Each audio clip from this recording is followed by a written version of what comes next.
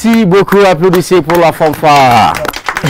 Très bien, merci beaucoup. Et à nous sur le Chérif là de vraiment nous là ambe sigi ka folie di awma aminu be kan flé fu aw sigoro la ka diola ka fo aw bala ka radio muka mandi de la je mimbe wole nanzara kana jeunesse développement ni adabora mali chifna ko kama ni à émission be sigi yano sibiri ka dan 17h là ka table à 18h là anga ni semaine babu odiye. Et comment inciter les jeunes à l'auto-emploi au cadre qu'on en a eu la fanfare d'Afalema, fanfare de commune 1 fanfare ou angole ou anga wole li diabi ou borego konokulu kana anga kuma so konna fa kosobe amba afo anga tegereba fuku jansani oyi. Merci beaucoup. Alors, et Babou Konana, Andabina tout fin chamana, aywa fanfare recréera chogomina, aywa degun jumene be bara indamne la, aywa yala chifina kaminu ba kono, ukera fe chogo jumena kanuna nula chogo jumena ni ala sona mandabina tout bela kelingili. Jemuga funa kono anambalam so do fana nyon fe ni ale fana ye kenre bara kala ni ala sona ma fana be naka, aywa kenre bara abino onyefana, abe bara kala mi fana mina o fana fana.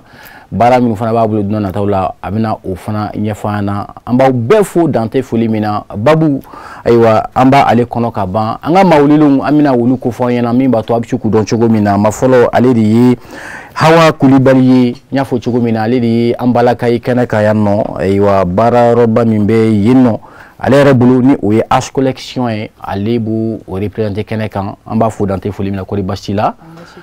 Merci Ikoulibaly nanga wole jabi a jeraye ma flana ale Oumar Soumari ne ale fanfare commune 1 mauka nyama baye ay tegereba fo ku ga jansa. Merci beaucoup monsieur Soumari Ikoulibaly là. Merci nanga wole jabi a jeraye ma sabana ni malaba ale di Adama Traoré ale fna chifna kay afna be fanfare konnana aywa amna fna ngininga mindi munda ke ni fanfare jeraye aywa muna bara yere kanduna du sukuna ni ala sona ma mena ulu ngalu ka yere fonala amba foku monsieur Traoré kiki bismillah kene kono.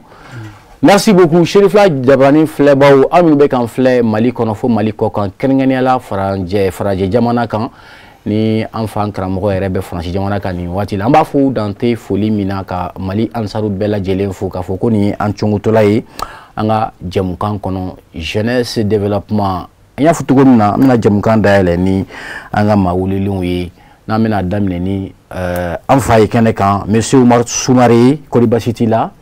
Il est le chef de la fanfare de la commune 1 madoka fo ibina ambe maute fen no fanfare la ibina benya fa kenekan bi na la sona ma chef la jonu san fait aywa ibanga kenekan bi ni sondage membila c'est le Chérif la bararo konana bi. Bon, ni Sergio Bado, mais c'est là, Barakala Befo, Mania Morofo, d'accord, Kakaramoro Bafo, Ambe Yelena, mais Edofra Yelenga, d'accord, on n'a pas vu Bodjabrala, c'est pour que Dien qui don, d'accord, on donne nos Malikono, mais nous avons fait Dofo Malikoka, c'est ça, Absega que Saoudoumaï, avait formé une dalle l'ouverture, d'accord, Dobi c'est quand il s'est invité, oui, tiens, donc vraiment un bifo. Qui voulait mandon très bien et ngana mayala adjara ko so ay adjansani fanfare du man folie rapidement avant qu'en allez rapidement en 10 secondes 1 2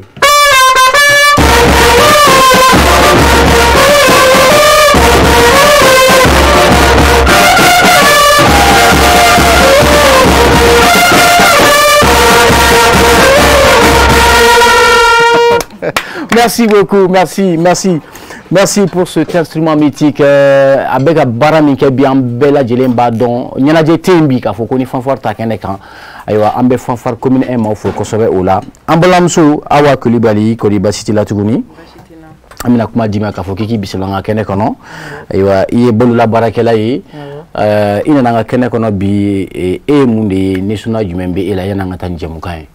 Tiɲɛ la ne nana wa kɛnɛ na ne ni nisɔndiya badenba de don hali ka dan nana fanfare minnu sɔrɔ yan o yɛrɛ ka di trop. Déjà a été vraiment fawai, merci beaucoup. Très bien, merci beaucoup. Ni ala sɔnna ma an b'a fɛ ka dɔn awa yɛrɛ bɛ bolola baara modèle min kɛ i bɛ mun de kɛ au juste. ne ka structure H collection H collection tɛ dɔwɛrɛ ye fɛn fɛn ye komi côté beauté kungilan b'o la maquillage b'o la fini b'o la a bɛɛ. D'accord, très bien. Ni a jateminɛ k'a fɔ ko fɛn fɛn bɛ tali kɛ cɛɲɛ kan i b'o baara kɛ masiriw fana a bɛɛ b'a la. Très bien, merci beaucoup Awa. Alors an ka ma sabanan ni ale y'an ka ma laban ye Adama Traoré kɔri basi t'i la i fana k'i bisimila an ka kɛnɛ kɔnɔ Traoré kɛ i nisɔndiyalen don bi nisɔndiyalen don n b'a dɔn k'a fɔ fanfare fɔli baara ɲɔgɔn tɛ nka an b'a fɛ k'a dɔn sentiment jumɛn bɛ e la e selen Seri Fila Jabani kɔnɔ bi. Vraiment ne content ba de don k'a ye ko an ka jɛkulu bɛɛ lajɛlen bɛ yan nɔ vraiment o yɛrɛ dɔrɔn ne nisɔndiya ka fara aw yɛrɛ yeli kan. A diyara n ye. Alors en tant que jeune aujourd'hui fanfare yɛrɛ n'a ye ɲininka qu'est-ce que ça représente pour toi? Fanfare bon kɔni fɛ kɔni fanfare ye kanu de ye n'i ma fɛn o fɛn kanu mɔgɔ i tɛ se ka nɔ bɔ a la quoi. A ka kan n'i ka don fɛn na i k'a ɲini ka fɛn dɔn o de ka ɲi quoi. Bon ne y'a kanu ka don a la o de kama n sera ka fɛn caman k'a la bi an bɛ don min na ko bi quoi. Mais i ma maloya ka don fanfare la? Non, ma maloya ka don a la. Munna? A kun ka di n ye n ka don a la yɛrɛ sabu ka d'a kan mun ye ka jeli mun kɛ a diyara n ye kojugu quoi. C'est pour cela que n tugur'u nɔfɛ n ko a ka di n ka don a la quoi. D'accord. O fana m'a gɛlɛya ko n ma ko problème t'a la n tugur'u nɔfɛ o système de la. Ok, ni Ala sɔnna ma an bɛ ɲininka jɛmukan kɔnɔ i donna la ni y'a san joli kabini san joli i bɛ fanfare kɔnɔna la ayiwa a kɛra sababu ye ka mun ni mun de lase i ma est ce que n'a y'a sɔrɔ i furulen don fanfare baara min b'a la n'o ye fanfare baara ye est ce que a b'a la k'i dɛmɛ k'i ka du balo ainsi de suite c'est important parce que là sifinaka minnu bɛ k'a lajɛ k'a yira u la k'a fɔ ko baara lankolon tɛ yen maa lankolon de bɛ yen ni baara fɛn fɛn kanu i bɛ se ka nɔ bɔ a la merci i Traoré. Alors an bɛna ɲɛsin ɲɛmaa yɛrɛ ma tuguni monsieur Umar Soumaré. Alors bibi na e de fanfare commune 1 bɛɛ ɲɛmaa ye ni fanfare mɛn dɔrɔn i hakili bɛ jigin fanfare national la. Alors yan'an k'an da don fanfare national la ayiwa fanfare commune 1 hakilina nana cogo di a sigira sen kan waati jumɛn? Bon, fanfare commune a créé en 1983. 83. Ça fait 40 ans. Au tɛ san 40. Ah waouh. San 40 tɛ tile 40. Ah ouais. An ka ɲɛmɔgɔ dɔ tun bɛ animateur de jeunesse don. An bɛ tasi bila ka taa fatura. Ni ye n ka adjoint yɛrɛ kɔrɔkɛw ye Amadu Bacili ale de taara bɔ Muritani a ye yen jeunes olu bɛ ka fanfare kɛ a fana keleyara k'a bɛna ɲɔgɔn ka bara donc fanfare daminɛ n'ale la. 83. Ani ɲɛmɔgɔ min fana tun b'o to Bokar Tarawele Dijik la Ala ka ɲi n'o fana na ale n'o de y'a daminɛ ɲɔgɔn fɛ an fɔr'olu kɔ sisan olu y'a to an bolo an fana ko commune ye tiɲɛ de don jeunesse tiɲɛ de don an k'an jija a kana bin cogo si la ayiwa an fana ye tɔrɔkɔ caman k'a kɔnɔna na voilà fo kana bila bi la halisa an b'a kan ayiwa sisan an b'a ɲini yɛrɛ an bɛ ka an ye caman k'a la sa n bɛ denmisɛnninw de farala an kan sa an bɛ ka minnu former voilà n bɛ se k'an kɔfilɛ yan u ka ca an balimamuso bɛ yan Awa Bagayogo caméra ɲɛ b'a la wa an ɲɛ b'a la caméra exemple dɔ ye ale donna la depuis a san 12 waaw ka furu a kɔnɔ ka den wolo a kɔnɔ a bɛ baara la commune fɛn na dɔgɔtɔrɔso la sisan a den yɛrɛ nana fara kan o fana bɛ ka fanfare fɔ la sisan voilà. Waaw balimamuso i tɛ wuli an k'i lajɛ caméra la kosɛbɛ parce que là k'a fɔ ko muso ka don nin baara la fo ka tila ka diya ye voilà très bien i sigi a diyara ye merci beaucoup. Alors o ye kanu ka baara de ye monsieur Soumaré an b'a jira k'a fɔ i fana timinanja di i ka baara in na sabula baara o baara ni fadenya t'a la aw baara man di kosɛbɛ fanfare bɛ dɔn ni fanfare national de i n'a fɔ finitigilakaw sɔrɔsiw bɛ min fɔ nka k'a fɔ ko fanfare ka sanga sɔrɔ an ka sigidaw kɔnɔna na i n'a fɔ sigida gale la an y'a ye aw de la fɔlɔ yala a bɛ cogo jumɛn na bi fanfare yɛrɛ bɛ bolo jumɛn kan bi k'a fɔ ko kabini 1983 fo bi yala an bɛ se ka sɔnni da mun ni mun de kan k'a fɔ ko o kɛra ɲɛta ye fanfare maaw bolo? Bon fanfare an bɛ don min na ko bi fanfare la kodɔnnen don Mali fantan naani bɛɛ fanfare la kodɔnnen don an bɛ wuli kɛnɛ caman kan a kɛra balontan kɛnɛ o a kɛra politiki kɛnɛ o a kɛra ɲɛnajɛ wɛrɛ koba n'o bɛ kɛ jamana kan bɛɛ anw de bɔra 2002 kata buru fiyɛ Mali bɛɛ quart final Mali ni Afrique du Sud 2002 on de 30 kata kan 2002 la kata fanfare fiyɛ dalaw ko to animation ke bon on tara kɛnɛba caman k'a daminɛ président Musa Tarawele la fo kana bila Assimi Goïta la bi a si tɛ an ma buru fɔ min ye an ma masakɛ buru fɔ min kɔ o présenté o tɛ k'a daminɛ Musa Tarawele la kana bila fo Assimi Goïta la bi président si tɛ an ma buru fɔ min nga kumala tigɛ tɛ aw b'a la ka baara in kɛ cogo jumɛn na parce que la fanfare nationale bɛ yen nɔ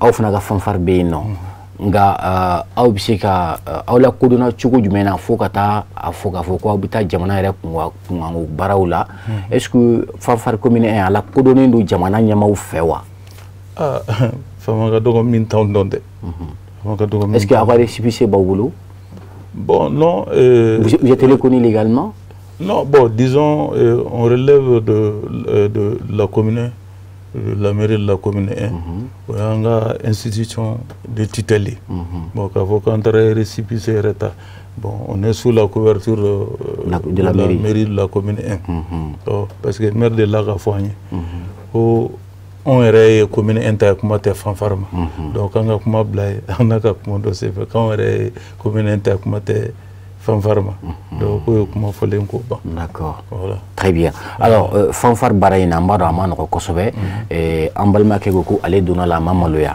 nka a bɛ cogo min na bi n'a fɔra k'a fɔ ko fanfare an bɛ se k'a fɔ aw bɛ ka contribuer par rapport à l'employabilité des jeunes parce que sifinnaka caman b'a la n ye maa caman ye a bɛ kɛ sababu ye k'u fana dɛmɛ k'u ka musakaninw sɔrɔ fanfare o yɔrɔ la est-ce que idée wɛrɛ b'aw la hakilina wɛrɛ b'aw la tuguni ka se ka sifinnakaw inciter u ka se ka baara in kanu wa bon diɲɛ ko bɛ garisɛgɛ mɔgɔ dɔw b'a nɔ olu ye garisɛgɛ kɔrɔ mairie olu ta baara la ye fanfare ko senfɛ mairie mɔgɔ damadɔ ta k'olu ta baara la dɔw garisɛgɛ ma diya dɔw fana bɛ yen n'an ye baara wɛrɛ ye yɔrɔ wɛrɛ bon an bɛ se ka gɛrɛ olu ɲɛmɔgɔ la k'olu ta bon k'a fɔ ko i bɛ wari de sɔrɔ a la a b'i kɛ nafolotigi tɛ mais fanfare bɛ dɔnniya de las'i ma an sigilen filɛ ka plateau min na opportunité quoi voilà justement ne bɛ taa yɔrɔ caman na n'u ye chef fanfare i ka kɛnɛ major i ka kɛnɛ o bɛɛ ye dɔ ye parce que ni mɔgɔ dɔnna i bɛ jigin a caman las'i ma a bɛ jigin a la caman s'i ma donc ce qui fait que Mali kɔnɔ an bɛ wuli fan bɛɛ commune tɛ ye dimanche ka dɔgɔ samedi ka dɔgɔ n'anw tɛ taa buru fiyɛ la yɔrɔ min na. D'accord. Très bien. Merci beaucoup. Je crois que yanni jɛmukan ka ban an bɛna nɛgɛjuru sira di maaw ma aw bɛ se ka lasɔrɔ nɛgɛjuru sira minnu na. Merci beaucoup monsieur le chef de la fanfare, vous êtes le major également. Oui. Merci beaucoup. Alors an bɛna kuma di an balimamuso ma Awa Kulibali m'a dɔn k'a fɔ baara caman bɛ yen nɔ a ma nɔgɔn k'a fɔ ni i ni ma kanu k'i ka se ka san sɔrɔ a la i ko k'e bɛ kɛ yɛrɛ baara yɔrɔ de la i yɛrɛ fana t'a dɔn nka i ka baara concentrelen bɛ kosɛbɛ masiriw de kan cɛɲɛ baaraw alors est-ce que nin baara in fana n'an ye ɲininka an bɛ se k'a fɔ ko est-ce que baara in a diyara e fana ye i y'a kanu ta dɔ de fɛ wa walima a kanu donna e yɛrɛ de dusukun na ka don a la ten a kanu donna n dusukun na ka don a la wa n y'a dɔn n ka nafa b'a la fɛnɛ n tora a la ka da o kan i y'a dɔn cogo di k'i ka nafa b'a la parce que depuis n bɛ kalan na kalan ma se ka taa ɲɛfɛ kosɛbɛ donc o y'a sɔrɔ n bɛ deli ni n terimuso an bɛ ɲɔgɔn kun dilan kare kɔnɔnaw na depuis dalalaw la donc n tor'o la n taara ɲini salontigiw fɛ n'u bɛ se k'an ta n ka baara k'u bolo donc n tor'o la ten débrouiller la après o salontigi dɔw yɛrɛ voyagera après ni yɛrɛ ye n ka publication daminɛ réseau sanfɛla la donc ni mɔgɔw mago bɛ n na kun dilan maquillage n bɛ déplacer ni n ka minɛnw ye n bɛ t'u ka baara kɛ fu sigiyɔrɔ la n tor'o la ten ka n débrouiller fo ka na yɔrɔnin dɔ dayɛlɛ n yɛrɛ ye n yɛrɛ b'o yɔrɔ fɔlɔ min dayɛlɛ don fɔlɔ min na o don n taara magasin in ta a caution wari tun tɛ n bolo mais a caya kojugu fɛ n y'a ɲini mɔgɔ fɛ mɔgɔ y'a sara n ye n nana to yɔrɔ kɔnɔna na ka baara kɛ fo bi dɔɔni dɔɔni fo n bɛ yɔrɔ min na o ka bon ni dɔ in ye siɲɛ 3 dɔ baara yɔrɔ kelen t'i bolo sa kɛ si baara yɔrɔ kelen bɛ n bolo mais n tɛ baara kelen kɛ n tɛ baara kelen kɛ d'accord alors o cadre kɔnɔna na est-ce que kunkolo dilan fini dilan e b'a la ka nin bɛɛ kɛ ɲɔgɔn fɛ cogo di ani masiri non n tɛ fini kala mais n bɛ fini feere. Ah, ok, ok, ok. N bɛ fini feere. N bɛ mɔgɔw dege kun dilan na, n b'u dege maquillage la. A formation bɛ yen. Formation, ouais. Ok. Ne yɛrɛ ka mɔgɔ n'i y'a ta k'a lajɛ, n ka formation daminɛ ni bi cɛ, n ye mɔgɔ min former musoman na, a fɛn fɛn ye mɔgɔ 40 a bɛ s'o ma. Donc n'i y'a jɛ e yɛrɛ de bɛ se kunkolo dilan na quoi. Ne bɛ se kun dilan na, ne bɛ se maquillage la. Ok. An ka baara in ka ca, ne bɛ se sɔnni na, n bɛ se ɲɛsi la, n b'a bɛɛ kɛ quoi. A bɛɛ, n bɛ dɔ k'a bɛɛ la. D'accord. Est-ce que bibi na kɛnyɛrɛye baara in a kɛra sababu jumɛn ye e ma? Est-ce que an bɛ se k'a fɔ ko i ye autonomie sɔrɔ wa? Si, a kɛra fɛnba de ne ma. Parce que hali ka dan. I ma gulon mɔgɔ la. Ma gulon mɔgɔ la. O ye kelen ye, filanan n bɛ se ka mɔgɔ wɛrɛ dɛmɛ n fɛ fɛnɛ. Donc o bɛɛ y'a nafa dɔ ye. D'accord. Donc en même temps, il est chef d'entreprise ye. Awɔ. Très bien. O ɲɛna kosɛbɛ an b'i fo o la sabula sifinnakaw ni maa caman b'a kɛ i n'a fɔ e ka sigili dabila bolon kɔnɔ ou bien ka tugu maaw kɔ ten. Je crois que o bɛ caman bɔ sifinnakaw ka baara ntanya la et puis maa caman kan ka ɲɛbɔ i fana ka courage fɛ parce que musomanin caman bɛ yen nɔ an balimamusow de don u tɛ baara kɛ u fana b'u ɲɛ ta u ka cɛɲɛw de fɛ bon na e ma to o la baara de diyara e ni kun i ye baara kɛ je crois que i kan ka dɛmɛ kosɛbɛ ni Ala sɔnna ma jamukan kɔnɔ an bɛna da tu dɔwɛrɛ la tuguni ka se k'i ɲininka i ka baaradaw la tuguni ni Ala sɔnna ma alors monsieur Traoré an bɛ ɲɛsin e fana ma toujours parce que n'a ma ye k'a fɔ an bɛ sifinnakaw ka kɛnɛ kan an kan k'i fana ɲininka bi bi in na est-ce que mɔgɔ bɛ se k'a fɔ ko i kɛra i yɛrɛ ye n'i ma baara kɛ wa? O ma nɔgɔn dɛ mɔgɔ y'i yɛrɛ de ye fɔlɔ sani k'a fɔ k'i bɛ fɛn wɛrɛ kɛ a ka kan fɔlɔ i ka baara kɛ ok garisɛgɛ o ye Ala ta ye mais n kana siri mɔgɔ la ok baara de b'o s'i ma i y'a faamu ok est-ce que fanfari in baara le fait que i bɛ k'a kɛ i ko n'i la kanu de don mais waati dɔw la baara wɛrɛ t'i bolo k'a kɛ fiyewu i ka fɛn bɛ bɔ ale de la wa? non baara wɛrɛ bɛ n bolo ok mais n bɛ kalali de kɛ ne b'a télé de la aw ye tailleur de o bɛ n bolo donc n'aw ka baara ninnu kɔni wulila waati o waati i bɛ kalali kɔni to yen pewu awɔ n b'o to yen n bɛ taa parce que n'i y'a kanu wa parce que n'i y'a kanu ok mais e y'a dege i ye san joli kɛ i b'a la ka baara in dege fanfare baara dege bon ne bɛ se k'a fɔ ne ye 3 ans kɛ ne bɛ k'a dege i y'a faamu parce que min bɛ ka tambour de fɔlɔ kalan n tilal'o la après n sɔrɔla ka 4nan quoi ni min b'i bolo i bɛ se k'a ɲɛfɔ an na mun de don au juste a caractéristique ye jumɛn jumɛn ye a bɛ fɔ cogo jumɛn na? bon ni yɛrɛ ye musique di ni mun filɛ i bɛ se k'a kɔrɔ ta ni kelen o kelen n'i y'a fiyɛ n'i y'a pisɔn digi a bɛ note de d'i ma d'accord i y'a faamu nka e bɛ se k'o fɔ cogo di k'o yira n na k'a fɔ k'a bɛɛ signification f'an ye i bɛ se k'a fɔ? n bɛ se k'a fɔ ok allez-y an b'i bolo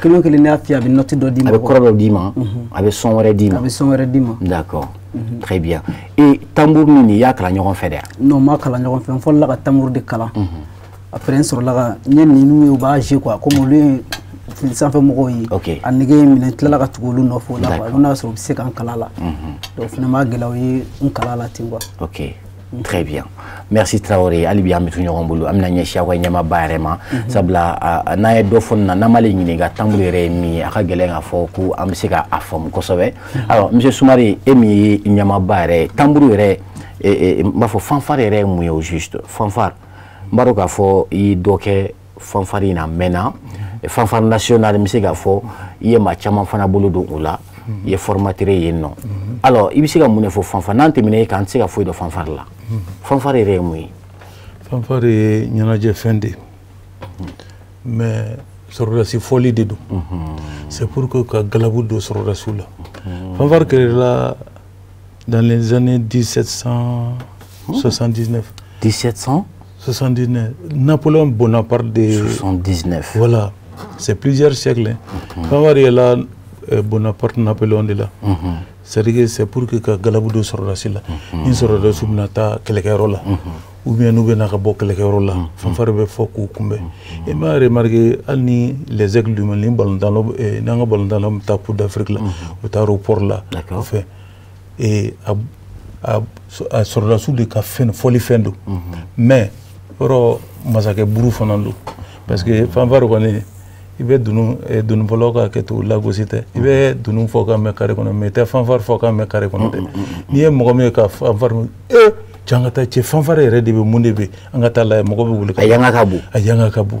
a bɛ masakɛ buru de don ni président bɛ taa dugu la fanfare b'a bilasira n'a bɛna ka bɔ dugu la fanfare bɛ taa kunbɛn ni kobaw bɛ kɛ jamana balontanbaw bɛna kɛ ni président kunbaw bɛ yen n'a sɔrɔ ɲɔgɔnna jɛrɛ bɔ bɛ kɛ jamana politique siraw ni jamana décision baw la fanfare de bɛ taa ko to sankɔrɔta jɛmɛ tɛ taa fɔ yen dɛ u k'a kɛ to halisa donc fanfare ye masakɛ buru de a bɛ fɔ koba dɔ ka galabu don mɔgɔ la voilà n'i bɛ ka fɔla mɔgɔ min kɔ a tigi yɛrɛ t'a dɔn a y'a yɛrɛ bila yɔrɔ min na mais fanfare n'a jateminɛ fana waati dɔw la i b'a ye k'a fɔ a bɛ fɔ événement malheureux fana la voilà n y'o de fana o fana b'a la événement malheureux bɛ yen an b'a fɔ fɛn dɔ ma ko suburu fɔli bɛ n'a fɔtuma don tuma dɔw la i bɛ fanfare fɔ a bɛna ni maɲumatɔ koko ye fanfare bɛ kɛlɛ fana ban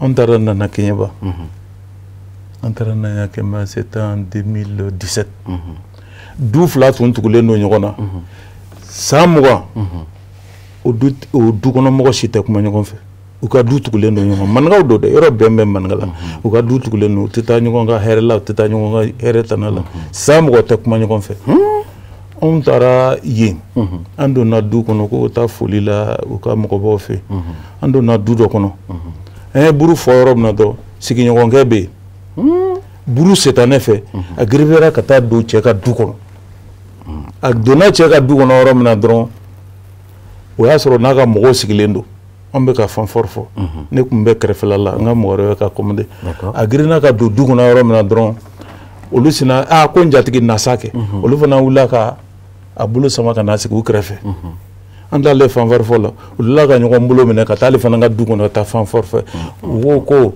k'u bɛ dugawu kɛ ko san 20 k'olu ka kɛlɛ dɛsɛra ko dugutigi bɛɛ kumana ka dɛsɛ ko fanfare da to olu ka kɛlɛ banna ko wala k'u bɛ dugawu kɛ k'u bɛ voilà la fanfare était un facteur de réconciliation voilà a kɛra sababu ye k'olu ka kɛlɛ ban o don dɔw la fana o kɛra 2021 kɔnɔna la an yɛrɛ ka quartier la Fajigi la 1er janvier mana se ani 20 janvier an bɛ taa foli kɛ mɔgɔba dɔw ka yɔrɔ kɔnɔna ni mɔgɔ min wale ɲuman dɔn k'an ye an bɛ taa mɔgɔ damadɔ fo quartier kɔnɔnaw la an taara don an ka maire kɔrɔ dɔ ka du kɔnɔna na an ye fanfare fɔli daminɛ mɔgɔw bɔra ka na wɔrɔ dɔw d'an ma petenin dɔ jɔlen bɛ dɔrɔn a bolo b'a ba bolo ale ye mɔgɔw i bɛ ka wɔrɔ di la fanfare ma a sena o y'a sɔrɔ a ka dɔrɔmɛ 20 b'a bolo a sena k'i bolo tiri bolo puruti a ba lankɔrɔ ten ka na 20 di ne ma a ji sera ne ɲɛ kan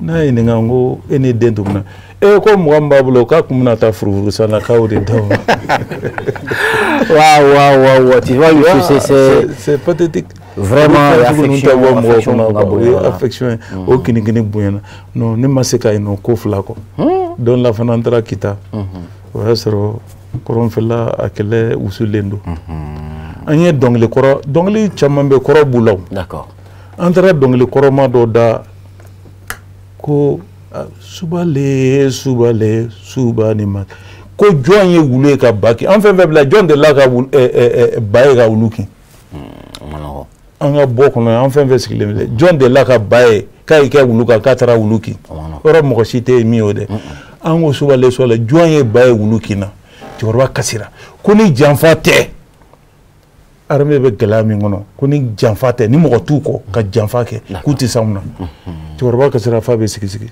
n'o fondement dɔw bɛ kinikini ni nɛnɛ kari mɔgɔ la u bɛ fanfare yɔrɔ dɔw de d'accord voilà d'accord a tɛgɛrɛ b'a fɔ major ye merci beaucoup alors commune 1 kɔnɔ fanfare ko a fɛn bɛɛ lajɛlen bɛ e bolo bi na alors est-ce que an bɛ se ka mun jateminɛ fanfare ko la k'a fɔ ko c'est vrai baara o baara i bɛ taa sɔrɔ gɛlɛyaw b'a la nka baaraminɛnw b'aw bolo an ɲɛ b'a la nka on dirait que dɔw usera dɔɔni est-ce que aw ka ressources bɛ bɔ min aw bɛ dɛmɛ cogo jumɛn na est-ce que aw ka ca kosɛbɛ est-ce que fɛn dɔw de bɛ yen nɔ wa indemnité bɛ yen aw bɛ dɛmɛ sɔrɔ cogo di an bɛ dɛmɛ sɔrɔ cogo min na o bɛ n bila ka waleɲuman dɔn kɛ mɔgɔ damadɔw ye a bɛ se ka kɛ an bɛ se ka ɲina dɔw tɔgɔ kɔ mɔgɔ ɲumanw waleɲumantigiw an ye minɛn fɔlɔ min sɔrɔ o sɔrɔla Malamine Tunkara fɛ Malamine Tunkara o y'an kɔrɔkɛ a yɛrɛ b'an ka commune na yen c'était le représentant de Mercedes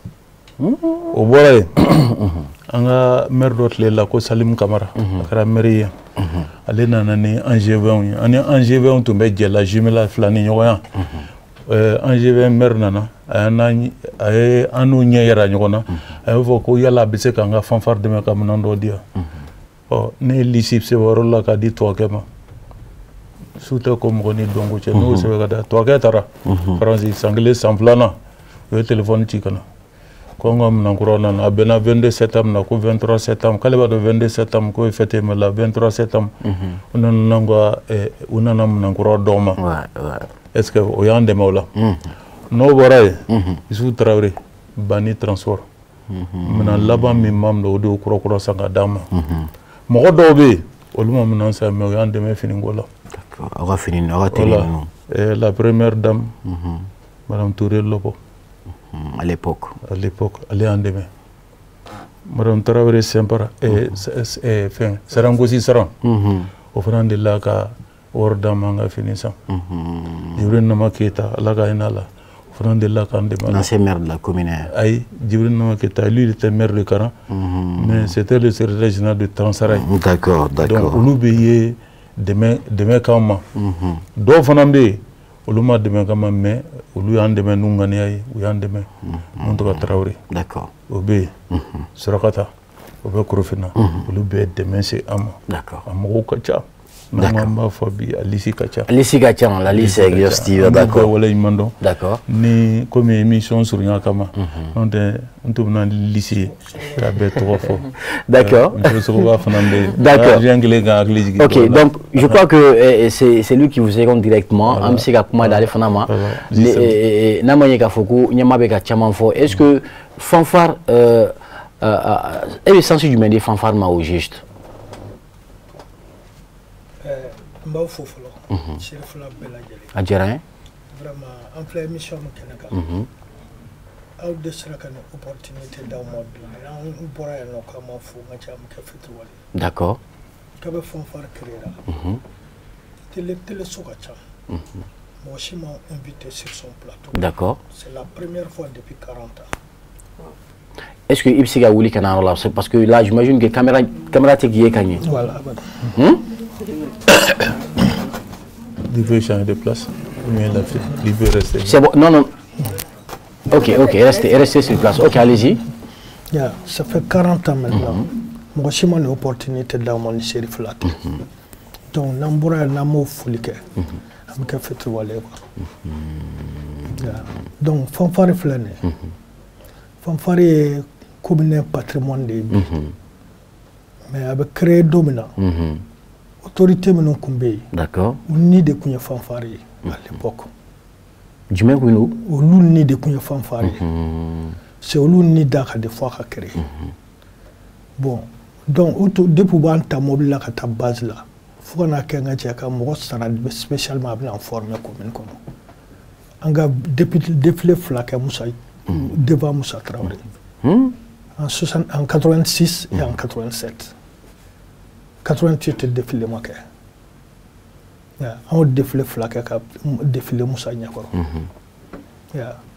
bon donc k'a ta o la ka n'a bila bi la fanfare ye janjo caman de kɛ président tɛ yen nɔ min bɔra n ka cɛ an ye Kadafi reçoit yan ka François Mitterrand reçoit Jacques Chirac reçoit an buru fiyɛ nin bɛɛ Lionel Jospin nka aw y'o kɛ aw ni fanfare national mɔgɔw ayi fanfare national mɔgɔw ka présence n'anw ta tɛ kelen ye mais aw bɛ wele cogo di de façon officielle ka se ka taa o événement ninnu kɛ la fanfare de la commune 1 à l'époque politicien bɛɛ bɛ taa réception ninnu na bɛɛ n'i ka fɛngɛ de bɛ taa moyen de bɛ taa d'accord anw n'an ka autorité politique fama dɔ fana tun bɛ commune 1 na olu de fana tun b'aw wele ka taa par exemple à l'UDPM maintenant UDPM section bɛɛ bɛ taa ni i seko de ni s'il y a des visites par exemple Tchad Libye ou qu'elle est bannie là. Président Tchamana, 7 présidents de Djigina Yano. Ces jours-là, nous on était à l'aéroport, Fanfare National B pour recevoir les présidents. Nous on est là à l'animation, ils vont venir nous consulter, ils vont partir. D'accord. Voilà. Bon, donc, section Benika, mobilisation de l'État. Ok. De la Antubita au Hukmo de Konana. On vous reçoit au Tchougola. Bon, sinon, quel est Fanfare National? D'accord. Voilà. Très bien. Voilà. Merci beaucoup, monsieur Adjara Kosové. Historiquement, à Clubignoronda Fawatido, allez faire un en réalité en tout don. On fait Fanfare National de Limbeke. Donc, maintenant, il faut que Djadjo Tchamankan, Djamana Konoano, bon, Bonye Fnagan, de temps en temps, il y a Assemblée Nani, on m'a dit que Djabran sans fait. Il y a un chien flag à Foko, Awana Djabrando sans finir au Sheriff Fly. Au final, on est badi à un fanabolo, sabla, Namaye Kafoko, Maye, Dokeleton, et il y a un barake, surtout Chifna Kacha, ou la Chogomina, ou les Sababla, ou les Kana Plateau. Donc, à Djara, au fond, Bougné Fana Djara en Fana Ekosové. Alors, Amna Kuma Diambala Msouma, Boulabara Hokum Konana Halibia, Fonaka Dofan, parce que Bara Chamambe sur la boulot, Wati Nuna. Et que Ibe Boulabara Modelim Gayo, Benya Faye, Monso Konano. Nga, est-ce que au bête Mininga Bueno, Bararo Bibulu, Minte, Yeminu Fokatimewa? Si, Bararo Bembulu, au Bara Eredo Damena déjà. D'accord. Parce que Nikelendo a l'événement organisé. Et il y a un peu malifinu. Malifinu te dore et krenkreniala. Mais fait qu'un malien kaira ka fo kwambe killing. Et parce que ni go malifinu mo chama klibetanga fini traduction na ina fo karo fini be maraka fini be ainsi de suite sia ka chan. Maintenant ni aussi an be faranyon angele be fini mununa tel que ina fo bazin vaccine nous et dali fini nous monu be glan bolo yera. Donc yanno sia bébé woludo. Donc et aklina te dore ka fo ka ira mogola ko sia be ambere kili. Donc mali fini ambebe je fini munna sia woloma ka bola mali kurala mali ndimbe kili. D'accord. Donc on ali et couturier temps parce qu'il faut dizaine ñogonama.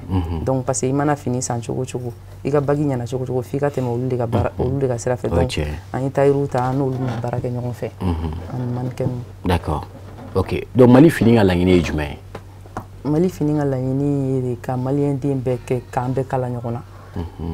Mali kurala sia woloma kana kala sia be kili ye islameo ye chrétien sia be tant que malien kaba malien be kili donc n'ambe jera rambolo di ñogoma en tant que jeune mali be nya kata fait donc ni aje timne mali fini festival li ouais et c'est comme défilé de mode de en kele no ka fini no mi ga mono cité ni na fo vacciner bazani dali fini no ayu sanku di fini kala lor nous mari ou bien nous création voilà ka exposer mo wi voilà o ba do man kenu na ou bien na défilé na yi ou bien création mun bo fini mun na donc mo ko wusi kala je d'accord chugo dido akile na ila chugo mena mali fini parce que na yetim na mali fini jamna ya toba economy o Mali akile na mana chugo la nyere sigi depuis en 2020 mais ntaro mina moins sur chugo mi mina à Ketchumina. Donc, avec les gens, on a depuis 2020, Kafinke, événement que Minani a sera à l'attique. D'accord. Maintenant,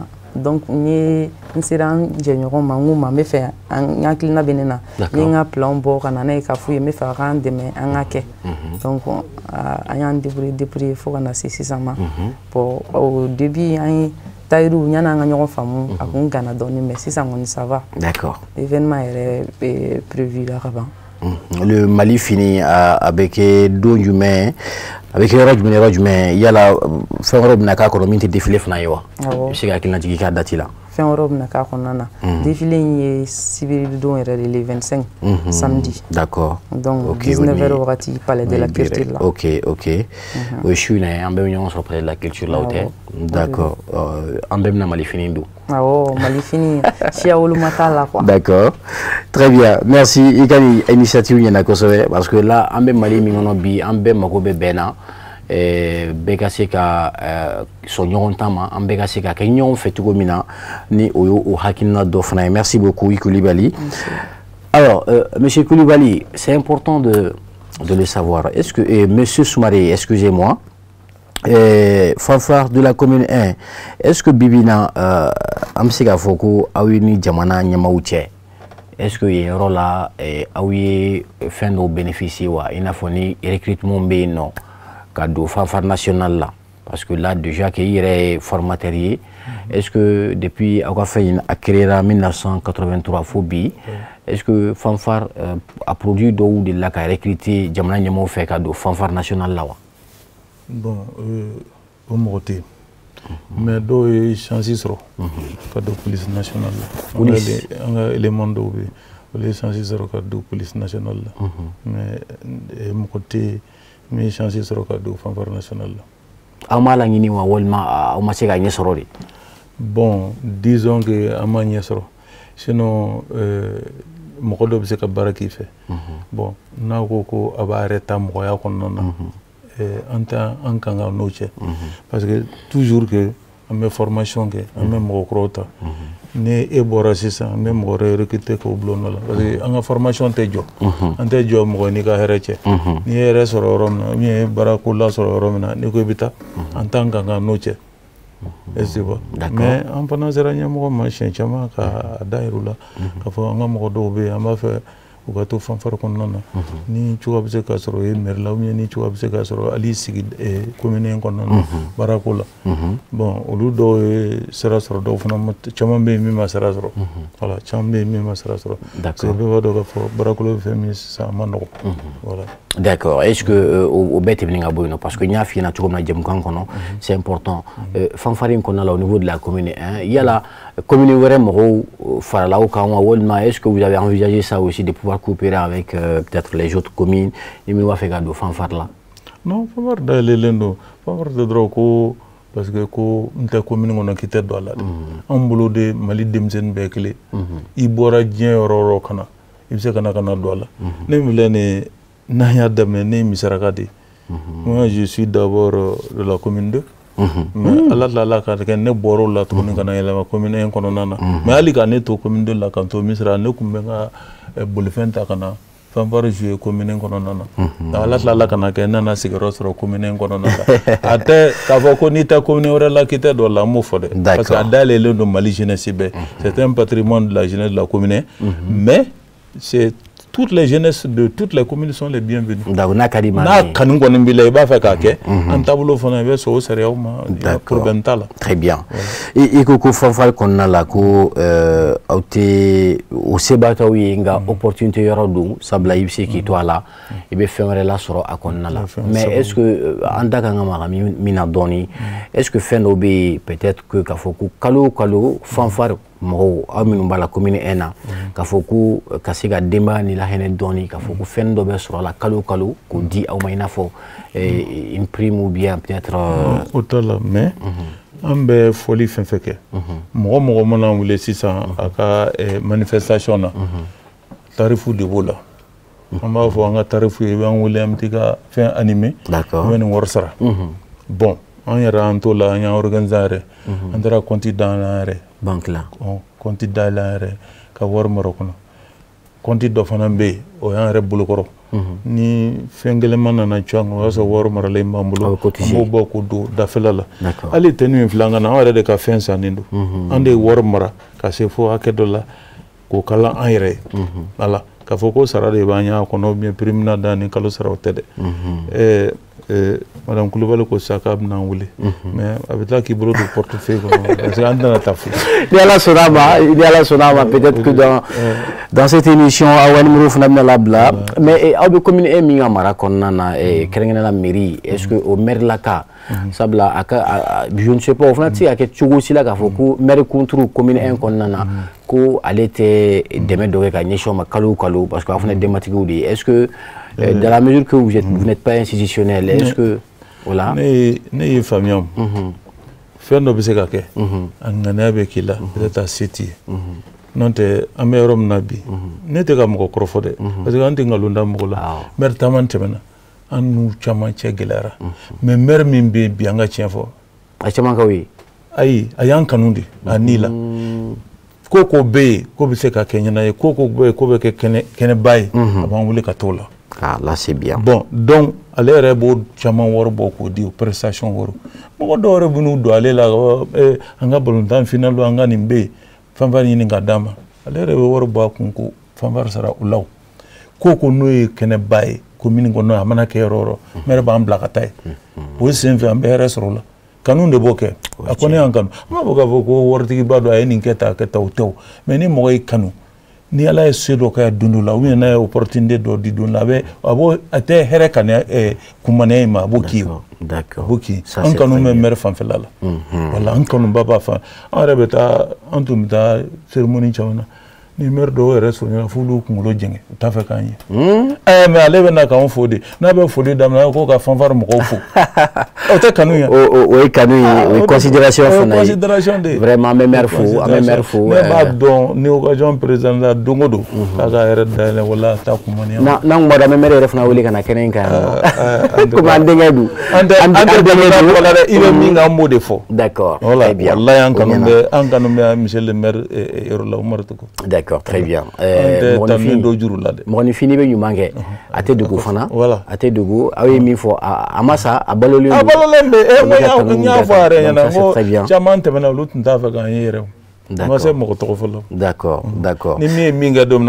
D'accord. Nga monsieur Soumari a kakan fana parce que là baran ya bichugo mina amse ka fo fanga be ka soro la kosobe nga est-ce que amero mina biya ko ka aw restructurer doni au moins mimba to kalu alla ka don doni be ka se go soro chugo mina ka siga deme ba wuli ka wuli lo madage ka nyisi mo masabla be bara mina bara denite akana blatin chocolat akwa nyengini obsega donon so chogo kalu c'est important est-ce que abuko ujato mnewa ay nga pour le rete don soro kalu mais don soro dogo kundu nan wule law don soro dogo kundu way nga ni kalu sara ga foko duti ga bla kuna ni kalu men soro kalu fana kafsa de on ko mambona me fen jama wara kan simbe law OK fanvar ni barbe se ka ke e bize ga école de yage lagana fanfar la ta kalanche d'accord e bize ka ta fonctionnaire ga lagana finga ga fanfar ga ta che e bize ka bolla wara bara wara ke ka lagana fanfar ta nyokonche donc on fait me fanfar la bolla bara wara ke kref bolla bara wara ke OK très bien dans la vie moi je suis ingénieur de transport d'accord j'ai mené des études avec la fanfar à Kanoumena et puis concilier mes études avec le d'accord très bien très bien. Alors, je sais qu'il y en a qui ont fanfare. Je crois que est-ce que Amsek a extrait de la main à l'Ibika, instrument nous jatimne, il se ou développement et tchogomina, ça veut dire qu'il y a des gens qui fanfare massa fendi, abefo, nianaje chamana, yala, nianaje nous follow. Est-ce que awul fu tchogomina?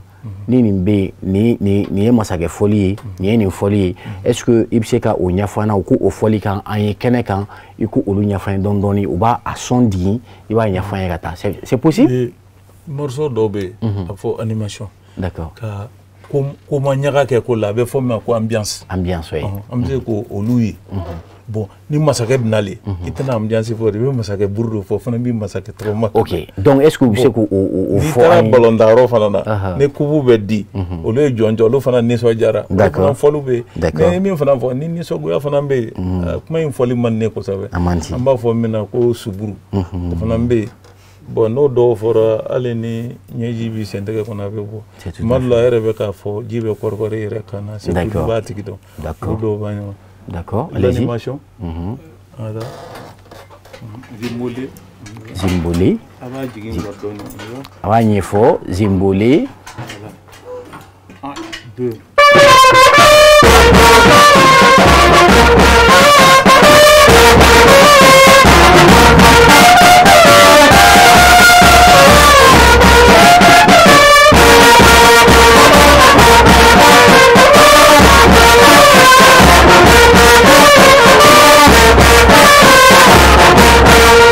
Donner du médecin. Bon, ninde ko manyaga ninde morceau d'ambiance yeni football ndara demson bu pankuntro muso bu ana ne soisi fona ne soisi ay ndef fende ni morceau bora Sénégal de anya tata nyon ko de parce que musique do be dien ba fo musique do be ba so dien fembe dien morceau be do fo ala est-ce que tu vois Sénégal ka ka fali do akara ambiance c'est ça ni tar do non mais zimbole de hay zimbole fait au cas de do voilà c'est des trucs comment y a de ambiance do ni a faudra ka di mo bu pangu trouver bolo jume wara be tuguni foli bolo wara jume be non tuguni oui par exemple ni tara bolondaro la ni e jonjonta par exemple ate foko bar jan ne me nyogo kele kero ni nyogo mo min tara ku wonta bolondaro ko ale fana nyogo mai c'est ka bar jan fo su ko su accompagner da obseka full model beke et automatiquement obseka tout non obseka improviser choko bela abena okumundo de ibe kene minga ibo foli deta tu vois aga geto kuma infoli mande ni sogado mogo mun be bolonda ka kubita ore teta ni sogoya burufie be mogo ni soga go domina et teta ambiance ko no foye on a va ko chani ni fatwa ni terda donc la d'accord mais international jamana jonjon international fanfare be sunu ko tola bo fo oh donc am se ko international ko ne be bo fo an doni international radio ayi mais protocole de ba interdit ko international kana to ka fo quoi parce que drapeau ko ni fond de bala ta fait c'est jo Europa euro ya on mais anga femeto a cadre ko no de kay sinon une national folie rete foyi là on se no to la bofo d'accord fanfare gara to ko di man c'est ka jamana ko ni jonjon fo ko ni c'est que te fanfare de voilà d'accord o be madola be ta foro dola do be ala mine ka cassette kala ou akli be wutla kana to Chare na fanfarbe malo nebe muruti ngo komo do anta fo mo gomna le lamet la gaju ko jawre ze national mais fen do fina salon dernier reboisement la colonel Assim de na au Kanaka général Sidibé le to directeur des eaux forêts aller de là quand y bolnda roland recra l'état Sidibé oui tonton mbadon donc aller en wule kangato la donc Assim ka chef de protocole na ko comme je suis le président kangana objet ka président ko ka national fo ne gongo me ngo ere shi ake joli bon a shi ake fo o fanfare ere shi ka corone sanflo o de taribe ba ke to mais président kumbeni ngoni mo ne min flani ma ja fili de 30 fanfare mo ne mega molita ka ta fanfare na zo ka ta musique dorname al ne mangani ne tara musique manga me dorone be kena ne yo ke ne fanfare na zo tara au revoir chien wali 3h du matin on a comme président na euro mena dron e garrebusuni on a ouvert la marche pour le président anana sur le drapeau ambatique parce que va au président qui là ni Kwasimba abseka ka karavati labe abseka luki labe bon ni sorte fini bala abseka labe ka national engagé faut présent sécurité là quoi mais monsieur Soumaré vraiment vous m'avez surpris moi comme demande le sinon maintenant très bien ay folige ka nyama jansa yana nga jemukan datu rapidement est-ce qu'on peut avoir ce privilège avant nga jemukan datu rapidement ambe kuma di Touma allez yama boulou fanfare maou c'est important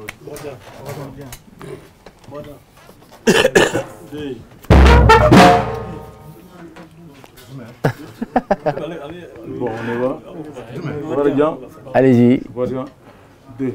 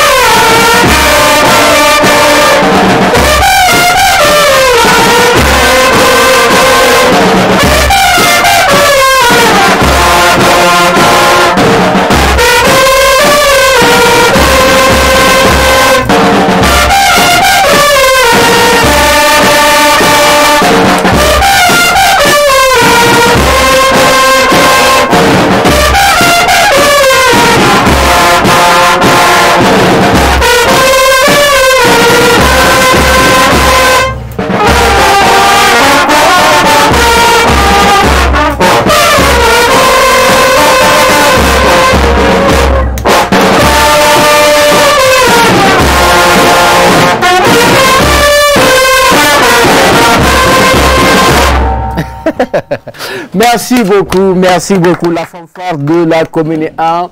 je crois que aye en galabu kenya bi kosɛbɛ shirifla kɔnɔ nɔ an bɛ foli belebeleba di aw ma jamukan tɔni man ca bilen kosɛbɛ an bɛna a daminɛ ni an balimakɛ ka sɔrɔ ka kuma di an balimamuso ma kuma laban minnu b'a bolo a k'olu fana fɔ alors monsieur Traoré jamukan tɔni man ca bilen kosɛbɛ alors n b'a dɔn k'a fɔ bi tɛmɛnen ka bɔ yen nɔ i bɛna dɔ fara cɛsiri kan tuguni fanfari kanu na ka se ka baara caman kɛ hali bi baara hukumu kɔnɔna na yala hakilina kuraw b'i la wa hakilinaw b'i la don nataw la fanfari kɔnɔna la walima hakilina wɛrɛw b'i la en dehors de ça hakilina min na o de ye nin fɛn ye buru ye quoi a ka di ye mɔgɔ minnu an minnu bɛ ka nin kalan quoi a kana jɔ quoi o de hakilina bɛ na quoi d'accord a ka di toujours ka dɔ fara répertoire kan ka taa quoi a kana jɔ i n'a fɔ maaw ka aw dɛmɛ baarakɛminɛnw fana la ok est-ce que a ka di ye toujours ka se ka formation recyclage ninnu kɛ o ka di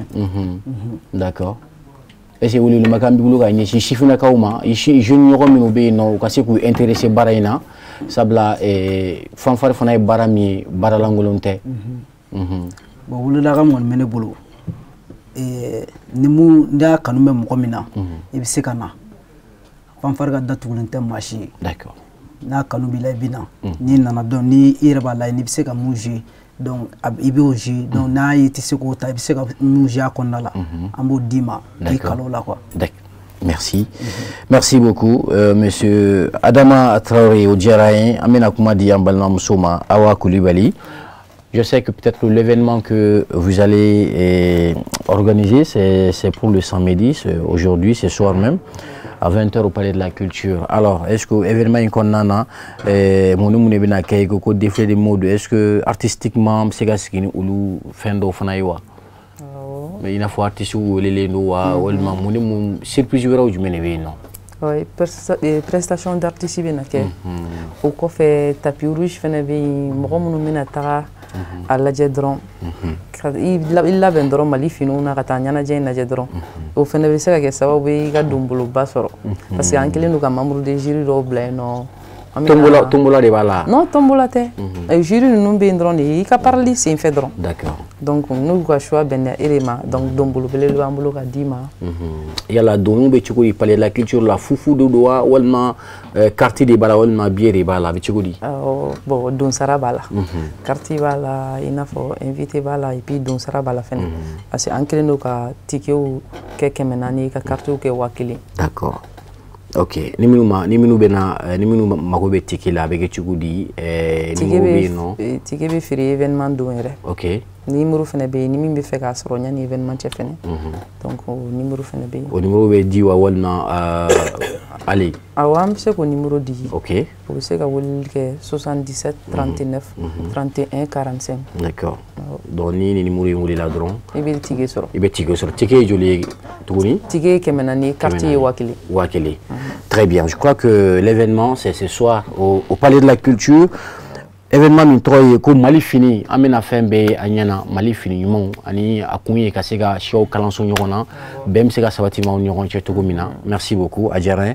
Alors on va essayer de voir avec vous monsieur Soumari kasega jemkan datuguni et nisonda konnana ani bonya konnana.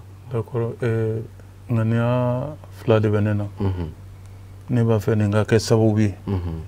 Mali ko kanga don. D'accord. Aka ke sabubi. Janyon ka do ani jeunesse wreche. D'accord. Nga se ka nyon invité.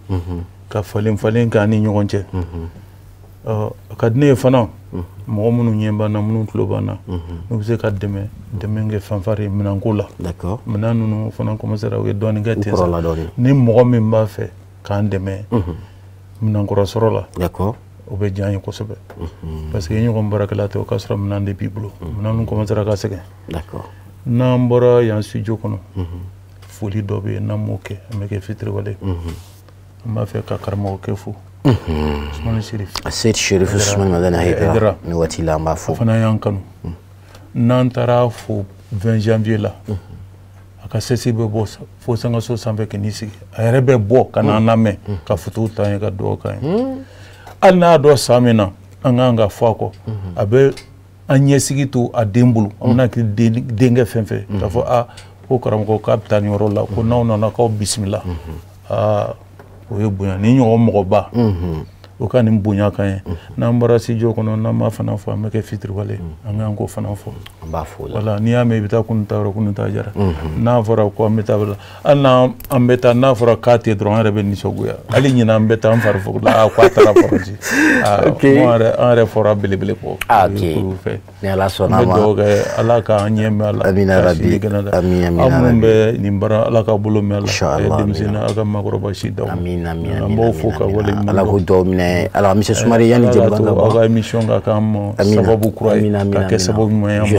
je sais que ni Ala sɔnna a bɛna k'o ye yala maa minnu mako b'aw la k'aw lasɔrɔ nɛgɛjuru sira bɛ aw bolo aw ka se k'o fɔ cogo min na ni maa minnu b'a fɛ k'aw wele u ka ɲɛnajɛw la walima maa min b'a fɛ ka baara kɛ n'aw ye ayiwa ne ka numéro yɛrɛ bi yan 7 633 84 59 voilà ne ni n ka téléphone bɛ da n'a bɛ wuli 76 kuma i b'an sɔrɔ donc s'il vous plaît je vais reprendre 76 33 84 59 o ye e yɛrɛ ka numéro ne yɛrɛ ka numéro ni maa min mako b'i la dɔrɔn a b'i wele ne mako bɛ ne na d'accord il y a aussi mon adjoint a bɛ se k'o ka numéro ta Maître b'i ka numéro di ok en tout cas bon est-ce que numéro kelen t'a bɔ je crois que c'est bon mais ni maa min mako bɔra aw ka fɔli ninnu na est-ce que a wariw ka ca ma a bɛ taa joli la prestation ni fɛn ninnu bon komi baara bɛ la gundo b'a la an b'a fɛ k'o to gundo la an t'a fɔ ko fɔ plateau kan très bien mais ni mɔgɔ banna i bɛ wari caman labɛn ok surtout gros bɛna mun sigilen k'i ɲɛ ale bɛ wari caman di ok